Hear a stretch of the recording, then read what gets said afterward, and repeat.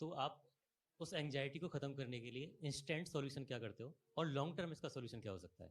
Anxiety मतलब उसके बाद से ऐसा नहीं कि मुझे कभी हुई नहीं, एक आध दिन कभी 2 घंटे आधा घंटा सिचुएशंस आती हैं ऐसी जो नॉर्मल बातें हैं। जब एंग्जाइटी होने लगी आपको अचानक से, सबसे आसान तरीका है जो 3 इडियट्स फिल्म में शायद वायरस ने बताया था, वही बात है या मुन्ना भाई में था, किसी में था कि जैसे ही तनाव होने लगे जोर से हंसना शुरू कर दो। मुन्ना भाई में शायद था ना। मैं ये नहीं कह रहा कि आप हंसे ही, वो एक तरीका है।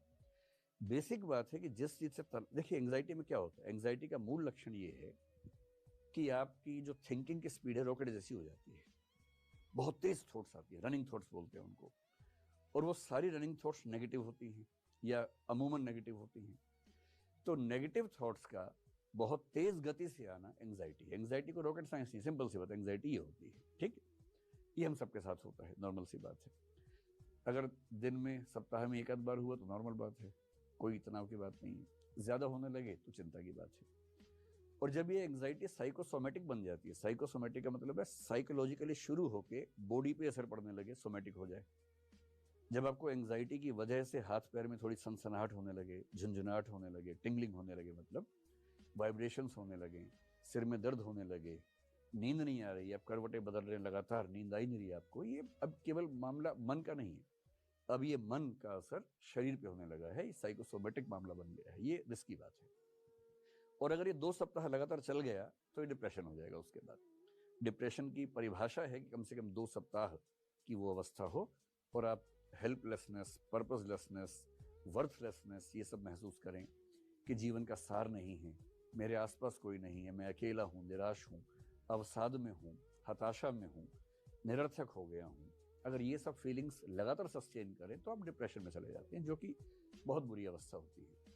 तो कभी आपको एंग्जाइटी हो, उससे सबसे आसान तरीका है ठीक उस समय एंग्जाइटी जैसे शुरू होने लगे उस विषय पर सोचना नहीं है, काम इतना ही करना है।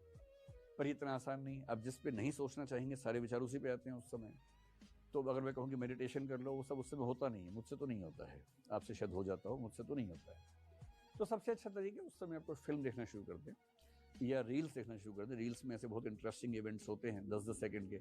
मैंने पहली बार अभी इंस्टाग्राम 4-5 दिन पहले या 10 दिन पहले ही डाउनलोड किया, तो एक दिन गलती से रील चल पड़ी, तो मुझे लगा बड़ा सही चीज़ है ये तो अब मैं दिन में 2-4 बार 5-5 मिनट रील्स देख लेता हूँ। उसमें बहुत जोकर टाइप के लोग भी होते हैं, बड़ी हंसी आती है, हंसी मजाक भी, कभी डांस देख लिया, कभी कुछ देख लिया, लेकिन कुल मिला के मन लग जाता है। तो अगर आप रील्स रात दिन देख रहे हैं तो दिक्कत है, लेकिन 1 घंटे में 1 मिनट रील देख के अगर आपका मन बहल जाता है तो क्या बुराई है। तो जब भी ऐसा एंग्जाइटी जैसा हो, कुछ तुरंत दिमाग बदलिए, कोई गेम खेल लीजिए, सबसे अच्छा है रनिंग कर लीजिए या जॉगिंग कर लीजिए या तेज गति से चलिए।